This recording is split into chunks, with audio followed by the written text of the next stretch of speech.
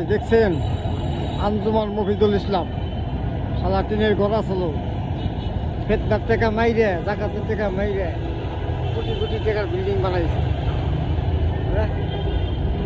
জাকাত জাকাত গরিবরা ভালো পায় না, সব টাকা হলে কীভাবে সস্যায় মস্যায় খাইব দামদাই থাকে সবাই।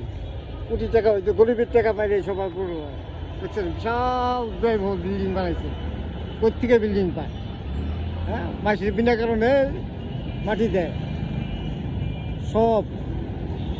এক ঢাকা সিটি বুঝছেন, ঢাকা কাকরাল থেকে জাকাতের নামে ফেতনা ওঠায় একর কি একটা ইসলামী দল যার মতো বাটবাটার করে টাকাটা নিয়ে যায়। অথচ মাদ্রাসার ছাত্রছাত্রীকেও এরা বেতন ছাড়া পড়ালেখা করায় না।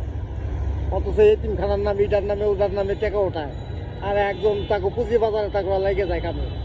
আজকে ফেতনার টাকা আঞ্জুমান মফিদুল ইসলাম কুটিতে বিশাল বিল্ডিং, এই কাকরালের মধ্যে এত সুন্দর বিল্ডিং, এত বড় বিল্ডিং নাই কে, ঠিক আছে, কোনো উপকারে লাগে।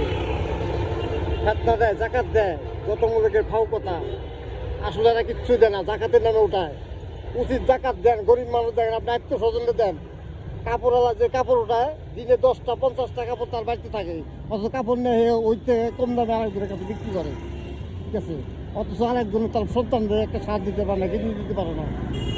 হ্যাঁ, আসলে মানে প্রকৃত লোক যে তারা কোনো দিনে জাকাতটা পায় না, ঠিক আছে।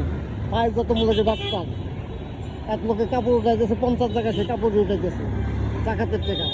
মাদ্রাসা ইসলামী ব্যাংক সবগুলো গোয়া। প্রকৃত যারা জাকাতকারী তারা পায় না। বলে যান অনেকজনের বাড়ি আজও দেখা গেছে ইফতারি করবো কিনা সেই হাতটাও নাই। আর গ্রামের খালি মানুষ সেবা করে, গরিব মানুষকে সাহায্য করে, জাকাত দাও জাকাত দাও। মসজিদে মসজিদরা এই যে কি গল্প, জাকাত দাও, জাকাতটা কই দেয়?